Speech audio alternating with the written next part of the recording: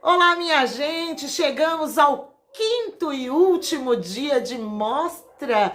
Oh, meu Deus, que eu já tô ficando com o coração como? Só de imaginar que é o último dia da segunda mostra de contadores de histórias de Santos. Já tô ficando com saudade, já queria que rebobinasse. Rebobinar, eu entreguei a idade, né? Mas é isso, que rebobinasse, que voltasse lá pro primeiro dia. Se você perdeu algum vídeo, pode voltar lá que vai ficar tudo gravadinho para vocês assistirem depois. Vai ser lindo demais. E então, vamos pro último dia? Com meu coraçãozinho já triste. Vamos. Vamos. Ah, mas ó, a única coisa que não fica triste nessa história toda é porque eu vou sentar aqui, vou pegar minha pipoca para assistir esse monte de contadores de histórias incríveis que estão chegando já já, agora. Já? Agora? Agora mesmo? Então tá. Então vamos lá. Vamos assistir? Chupapão de cima do telhado, deixa esse menino dormir sono sossegado. Minha mãe mandou-me à feira comprar um vintém de pão. É de noite, está escuro, tenho medo do papão. Era noite, uma noite daquelas de puro breu. Noite que faz com que a floresta fique escura, que a terra fique negra e que as árvores pareçam braços retorcidos. Uma noite em que o céu parece um manto impenetrável. Era uma noite assim. Essa noite era intensa na floresta. E foi nessa noite em que estava um velho, muito velho, se escorando nas árvores e tentando avançar. Seu corpo era tão retorcido que uma parte se curvava sobre a outra.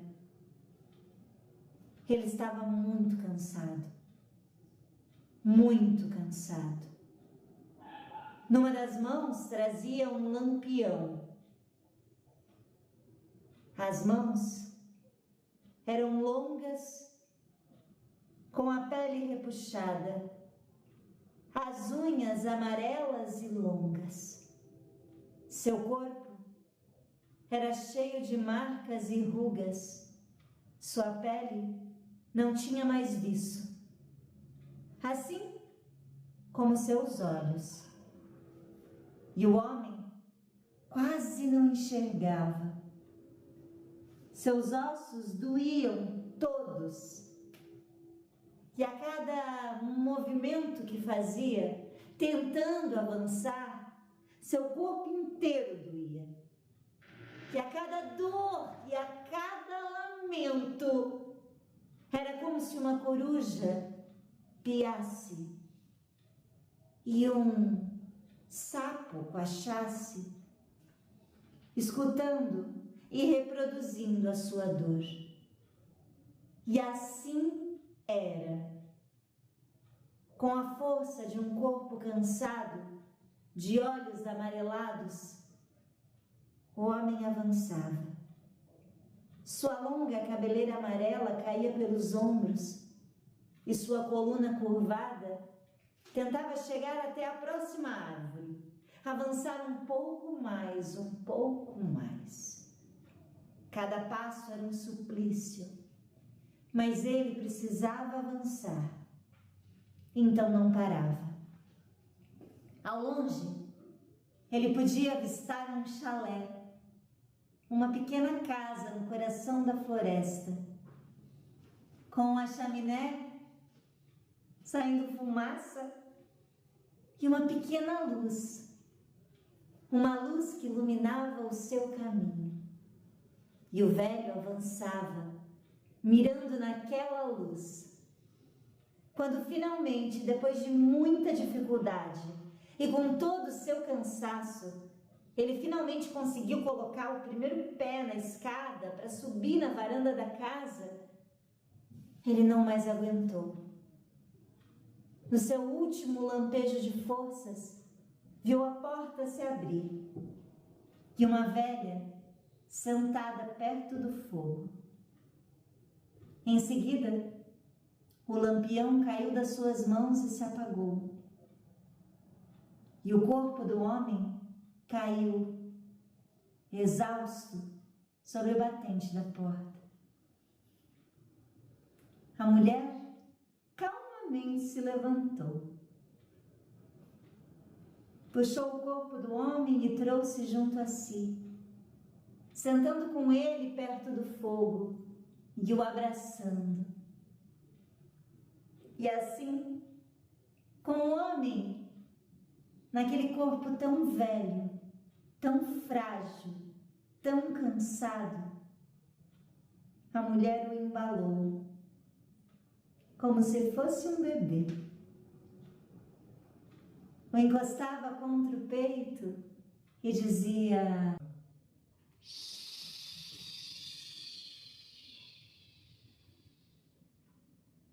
calma, calma.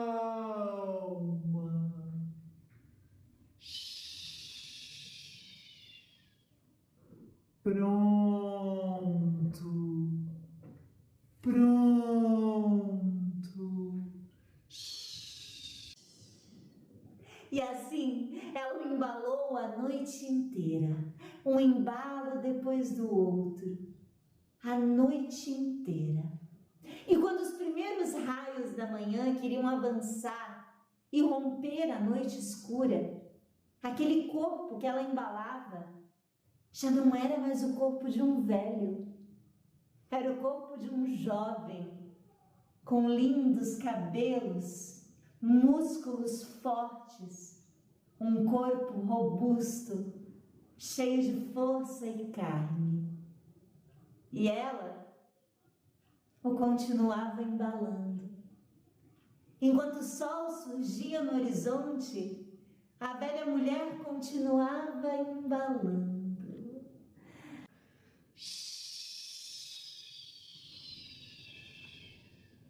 Pronto, pronto, calma, calma.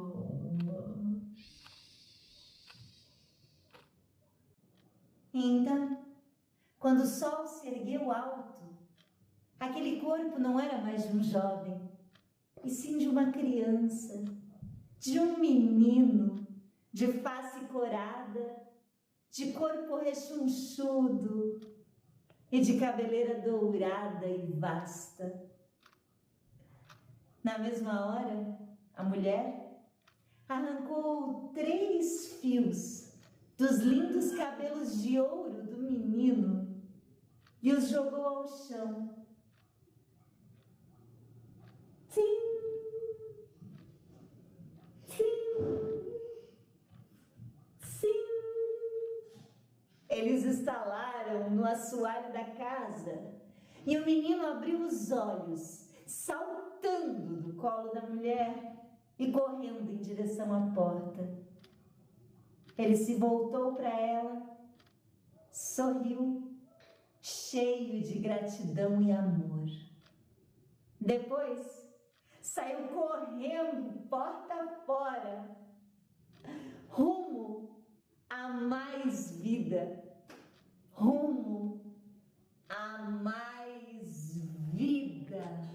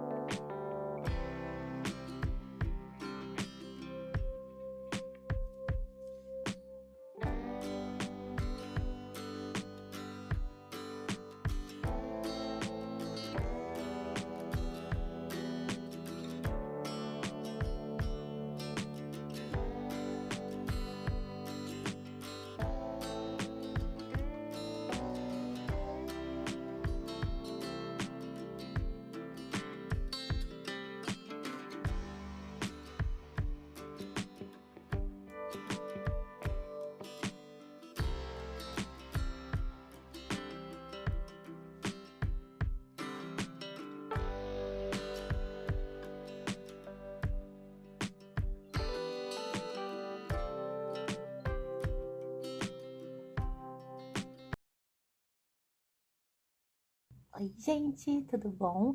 A historinha de hoje é muito linda. O leão que nasceu sem juba, da Sandra Labels.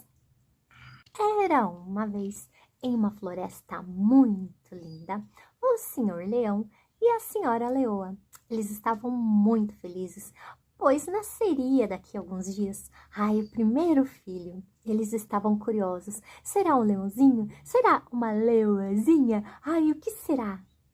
Todos os bichos da floresta estavam muito ansiosos, querendo saber como seria o novo herdeiro ou a nova herdeira do trono. Ai, faziam até apostas. A girafinha, muito animada, dizia: ai, eu acho que é uma leoazinha. Ai, linda igual a mãe. E o elefante dizia: ah, não sei, mas será corajoso e valente como o pai, o rei das selvas. E eis que o dia do parto chegou e o senhor leão foi correndo chamar o doutor Coelho para realizar o parto. O doutor Coelho era o melhor dos médicos de toda a floresta. Ele foi correndo e logo encontrou a dona Leoa, né, tendo um bebezinho. Como todo papai, o senhor leão estava muito ansioso. Ai, mas logo o doutor Coelho veio com a bela notícia: nasceu, nasceu, nasceu! Um lindo leãozinho. E na manhã seguinte, todos os animais da floresta foram até lá para conhecer o novo herdeiro, aquele que seria o novo rei da selva. Era muito lindo, gente, fofinho demais. O tempo foi passando, o nosso leãozinho foi crescendo, mas tinha alguma coisa diferente nele. Todos começaram a fuxicar. Ai, esse leãozinho não tem uma grande juba como a do seu pai. Ah, mas acho que é porque ele ainda é pequenininho, disse o senhor elefante. Ah, não sei, disse a dona girafa. Quando ele já estava adolescente, apenas um pouquinho de cabelo começou a nascer aqui em cima na sua cabecinha e nada de juba. E os animais da floresta começaram a fuxicar de verdade. O senhor macaco dizia assim: ah, não sei não, esse leãozinho não tem juba. Até a dona girafa começou a falar. E todos, sabe o que? Apelidaram o leãozinho de o leão sem juba. É, o macaquinho ficou assim. Vocês viram? É, esse leãozinho já tem um ano. Não tem juba mesmo. E a dona cobra não perdeu a oportunidade e disse: será que ele tem alguma deficiência? Bem chateadinho, o leãozinho foi conversar com a sua mamãe, a dona Leoa, e ela explicou que o que importava era o que estava dentro dele, a essência, que ele sim seria corajoso como seu pai, seria muito veloz, ágil, que uma juba era só uma juba, não era tão importante assim. E a dona Leoa tinha razão. Sim, leãozinho, você nasceu como tinha de ser. Ai, mas o leãozinho continuava preocupado. Ele vivia se excluindo, vivia pelos cantos. Ele não se sentia assim tão importante ou que seria um grande herdeiro do trono, um grande leão como seu pai. E vivia ali, cabisbaixo, meio tristinho, mesmo a sua mãe tendo explicado tudo para ele. E quando o nosso rei da floresta chamou a todos novamente para anunciar o novo herdeiro, os animais não gostaram muito, não. Ficaram indignados, dizendo: como assim nós teremos um rei deficiente? Isso não está certo. Ele não deve ser tão corajoso como o pai. Ele não tem juba. Ficaram muito bravos, inclusive, com o rei. Lamentável, disse a dona cobra. Triste demais. O nosso leãozinho sem juba foi conversar com o maior sábio da floresta, a dona coruja. E a dona coruja falou basicamente as mesmas coisas que a mamãe dele havia dito. O que é uma juba para um rei que tem um coração tão soberano e tão corajoso como o seu? Na hora certa você vai saber agir, você vai saber tirar toda a essência aqui do seu coraçãozinho e ser um verdadeiro rei da floresta. E naquela mesma tarde, o nosso leãozinho estava andando, quando de repente ouviu gritos desesperados: socorro, socorro, socorro! Ele mais que depressa observou Ali naquela grande árvore havia um ninho cheio de filhotinhos de passarinhos prestes a serem devorados pela Dona Cobra. E a Dona Cobra, você não é de nada, seu leãozinho sem juba, eu quero me alimentar, eu tô com fome, eu vou comer sim esses passarinhos. Eles desesperados, chegou o pai, chegou a mãe, ninguém conseguia afastar a cobra. O nosso leão, então, mais que depressa, subiu em uma pedra, bem lá no alto, se preparou e... Saia daqui, sua cobra! Gente, ele agiu como um verdadeiro rei das selvas. E fez aquele rugido forte. Todo mundo... Gente, olha aí o herdeiro do trono. Ele é muito corajoso. Ele é igual ao papai dele. Ai, gente, que coisa mais linda. O nosso leãozinho sem juba havia salvo os filhotinhos e também o casal de passarinhos. Ai, que rei maravilhoso agora a floresta teria. Ele saiu correndo pela floresta como jamais havia feito. E, gente, ele estava se sentindo um verdadeiro rei. E quando chegou na sua casa, olha, todos os bichos da floresta estavam lá, esperando para reconhecer e para aclamar por sua bravura, por sua inteligência, por sua sagacidade. Ai, gente, ele era um rei.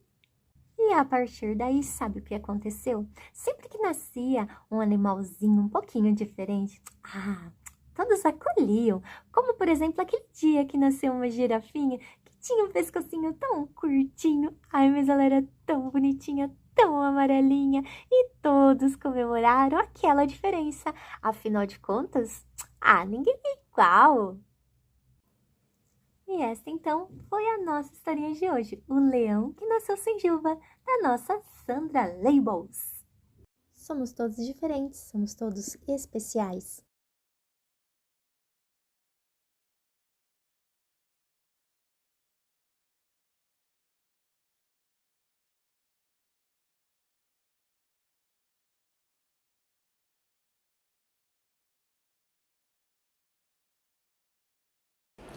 O Homem que Roubava Horas, do autor querido Daniel Munducuru. São Paulo, editora Brinquebook, 2013. Esta história narrada por Edivânia Braz, aqui de Goiás. Esta que vos fala nesse momento. Ele não tinha nome, ao menos que se soubesse, é claro. Não tinha casa, dizem que é porque não queria. Morava na rua, como um mendigo, como um andarilho. Nunca ninguém viu sua família, nem pai, mãe, irmãos, irmãs, primos, primas, tios, tias, avô e avó. Parece também que nunca se casara e jamais tivera filhos. Andava sempre só, apenas seguido por um monte de cachorros, tão esquálidos quanto ele. Esta era a sua família. Vez ou outra, aquele homem parava num jardim e todos os cães se deitavam à sua volta como se fosse ouvir histórias. Nessas horas, ele tirava os restos de comida que juntara das latas de lixo e distribuía por todos eles. Era uma grande festa, latidos de todos os tons e uivos caninos por toda parte. E era um homem que não era bom e nem mal. Nunca alguém havia dito que ele tinha feito alguma maldade. No entanto, tinha gente que não gostava dele e de sua família, então. Alguns diziam que ele era perigoso porque ficava andando todo sujo e maltrapilho pelas ruas, levando doenças por causa dos cães. Tinha gente que dizia que um homem assim colocava em risco a segurança das pessoas, porque ele era desequilibrado. Alguns de bom coração achavam que alguém deveria levá-lo ao asilo de velhinhos, onde poderia ser bem cuidado. A maioria, porém, não se incomodava muito. Achava o velho inofensivo, vivendo uma vida que, se ele não a havia escolhido, pode ter escolhido por ela. Todas essas opiniões eram porque o homem tinha um estranho hábito. Ele roubava horas. Como assim? Não se sabe direito, ele roubava à pressa das pessoas. Como a casa dele era rua, qualquer rua, todas as ruas, ele ficava observando as pessoas que por elas passavam. A maioria delas ficava muito sem jeito. Umas ficavam com medo, outras sem graça. Umas não sabiam onde esconder o rosto e outras saíam correndo segurando a bolsa. E era interessante porque o homem não fazia nada para essas pessoas. Ele apenas ficava ali, parado, observando o jeito delas. As pessoas ficavam talvez constrangidas ao serem observadas por uma outra que em nada era igual a elas. O homem não se importava com isso, não se importava. Certa vez, aquele homem descobriu um jeito de deixar as pessoas sem jeito. Ele se aproximava de alguém que tinha relógio e perguntava as horas. A pessoa tentava lhe responder, mas o homem já saía em disparada, gritando: roubei mais uma hora, roubei outra hora. O transeunte, sem saber o que dizer, continuava andando, balançando a cabeça e às vezes até sorrindo. E lá vinha o homem gritando: roubei sua hora, ganhei um sorriso, roubei sua hora e ganhei um sorriso. E assim aquele homem passava dias andando de rua em rua, perseguido por sua família de cães, que parecia ser a única que o compreendia. Era tão único o jeito dele que as pessoas se referiam a ele como o ladrão de horas. Assim passou a fazer parte do dia a dia das pessoas que, ao passarem pela praça onde estava o homem e sua família, diminuíam o passo, andando lentamente como se passeassem, e traziam alimentos, roupas de frio ou caixas para que eles todos se abrigassem. Assim, aquela praça já não era mais um lugar de gente correndo, mas de pessoas que se cumprimentavam, que se olhavam nos olhos, que se sentavam nos bancos para contar suas vidas, de filhos que brincavam com os pais, de namorados que faziam juras de amor. Todos os dias a praça ficava cheinha de transeuntes, não mais preocupados em chegar a algum lugar, mas em estar ali, fazendo parte da família daquele homem. Isso aconteceu por muitos dias, chegou a alguns meses. A praça virou um burburinho de alegria e felicidade. As pessoas estavam realmente voltadas para o seu bem-estar e também preocupadas em não mais seguir escravas do relógio. Muitas até esqueciam que tinham relógio e já não usavam mais quando vinham para a praça, porque aquele mendigo, ladrão de horas, havia lhes questionado o fato de serem prisioneiras do tempo, se tornarem suas vidas vazias, sem razão, sem brilho. E era isso que, de alguma forma, todos gostavam nele. Mas chegou um dia em que o homem não apareceu. Também não apareceu sua família de cães. Foi uma tristeza só quando as pessoas perceberam que estavam sós. Todo mundo ficou consternado com a ausência daquela pessoa que lhes havia ensinado um novo jeito de olhar para a praça, para sua casa, para sua família, para o tempo, para o seu vizinho. Várias pessoas falaram sobre ele.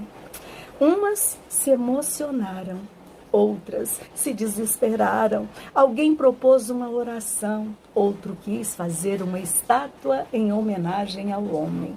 Um casal suspirou e uma criança soluçou no colo da mãe. Era uma tristeza medonha que não dava gosto de ver, mas virou uma tristeza de nada, quando alguém lá atrás gritou: roubei suas horas e ganhei seus sorrisos. Todos se voltaram para onde vinha o grito e viram o velho homem maltrapilho sob um banco da praça. Sob seu olhar tinha sua família. Eles estavam mais felizes do que normal. Traziam um brilho nos olhos de quem sabe ser feliz.